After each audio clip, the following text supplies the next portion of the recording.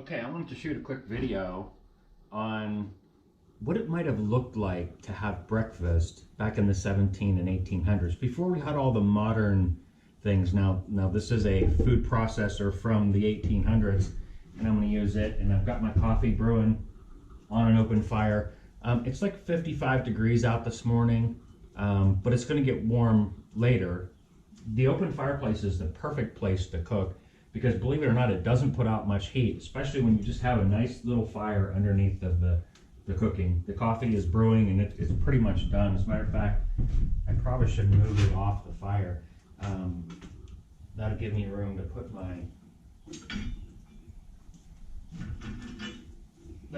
to get my skillet on there. Anyway, let's cut down some potatoes, and my favorite breakfast is fried potatoes, bacon, and a couple eggs. So, and potato skins, I'm just not going to worry about it. It's just me. Suppose if I had company, I'd peel them, but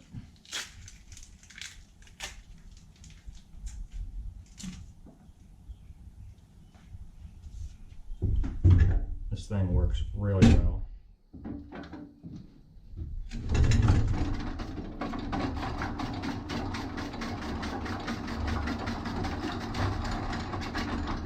And they have all the modern technology. And this thing just slices like you wouldn't believe.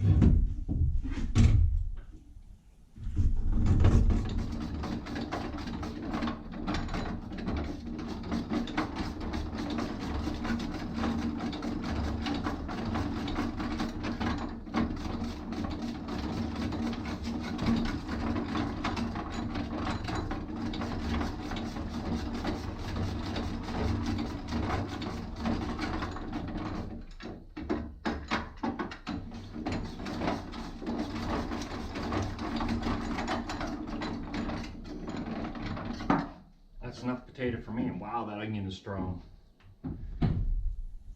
Anyway, I'm going to get a skillet on there.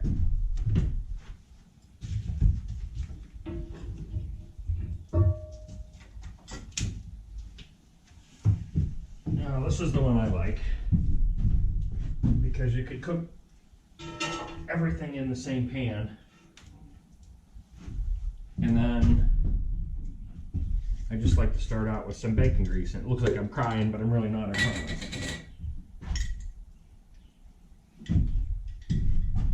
The potatoes take the longest to cook, so I'm going to get some bacon grease that I saved from before.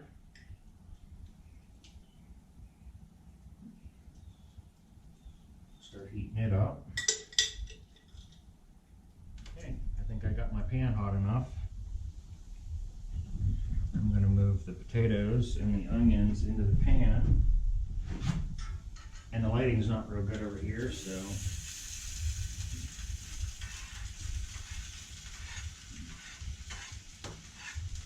that's probably enough for a meal for me without the other stuff, actually.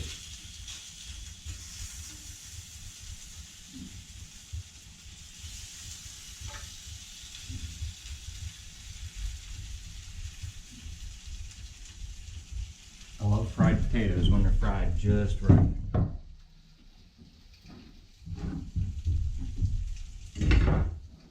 Which is nice and crunchy.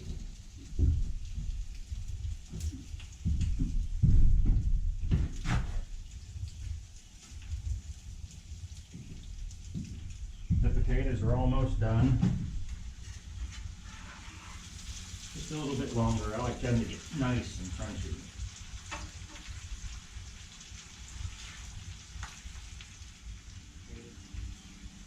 I think we lived back then, they called it a simpler time, but it was much slower than it was simpler. People just weren't in a rush to get anywhere, to do anything. They had their chores they needed to get done for the day, but if you were a pioneer on your own, you had to cook. So anyway, I very much enjoy doing it this way. I think this makes me happier than pulling in a McDonald's drive-thru. So I'd rather do this. Anyway, I cut up my wood kind of small so that I have better control of the heat. You know, I can just put one piece of wood in, and then when I'm done cooking, what I'll do is I'll separate that fire and kind of try to get it to go out as quick as possible so that it leaves me some charcoal for my next fire. It's just easier to get the fire started again, plus you're not wasting the wood. Getting the firewood would have been as much of a chore for them as cooking the meal. So, and probably even more. So try to conserve the wood as much as possible, and don't burn a whole lot to cook the meal.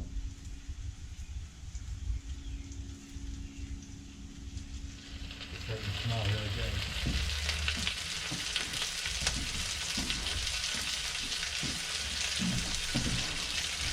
Got a nice fire burn. Potatoes frying.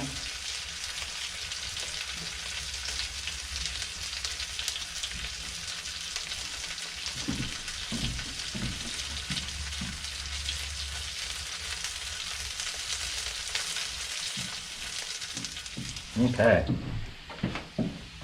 Well, I'm hoping there's enough light you can see that, but man, those potatoes are just about perfect. So typically what I'll do is I'll just slide them all into one pile. That way they'll cook on the bottom and get a little bit crunchy, but yet, for the most part, they'll slow down, but they'll stay hot.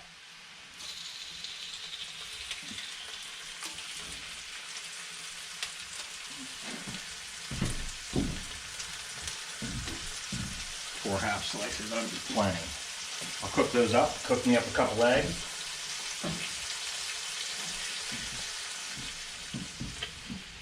Okay. Everything's cooking up good, and I should have just about enough heat to finish it. Those potatoes couldn't be much better than that. I'm okay if they get a little bit darker, but 2 eggs is going to be more than I probably should cook, because I don't think I'll be able to eat all that anyway.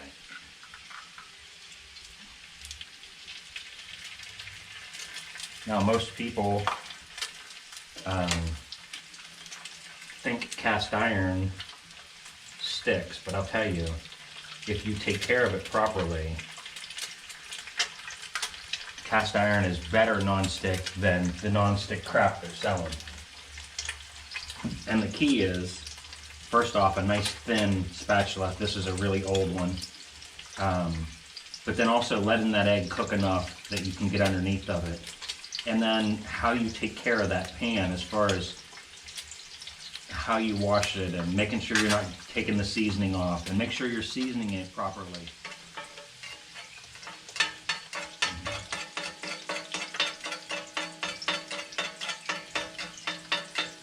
The pan's a little bit hotter toward the back because of where the draft is on the fireplace, but this is the purpose I built this fireplace for, not really for heating the home, or not even for a decorative fire. I built this thing as a means of cooking a meal. It kind of would have been what they would have been used for back then as well. You can see the stonework really isn't hot. You know, this thing was 200 years old when I tore it down, and believe it or not, the stone were in very good shape, because they really don't get hot. You know, I can put my hand on the stone there and they're not hot at all. I suppose if I was building bonfires in here, it would probably break it apart over time, but that's not my intention. My intention is a nice fire to cook on. I don't really need the heat. It doesn't produce heat anyway, so why bother?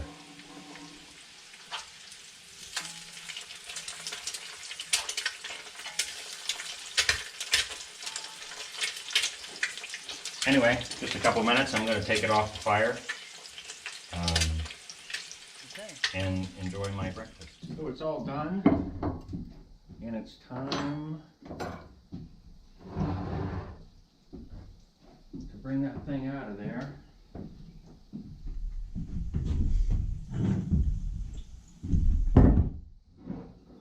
Sit right there. You should be good. This one's a little damp, so that's always a bad thing.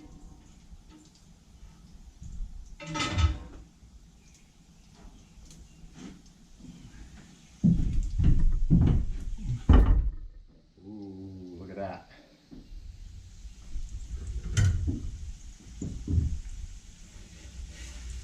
Again, that's the way I like my potatoes cooked. And that's probably enough, believe it or not.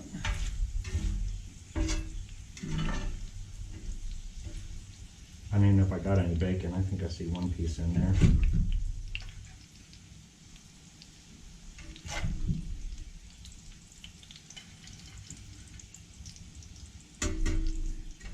And that is how I would assume the pioneers would have eaten.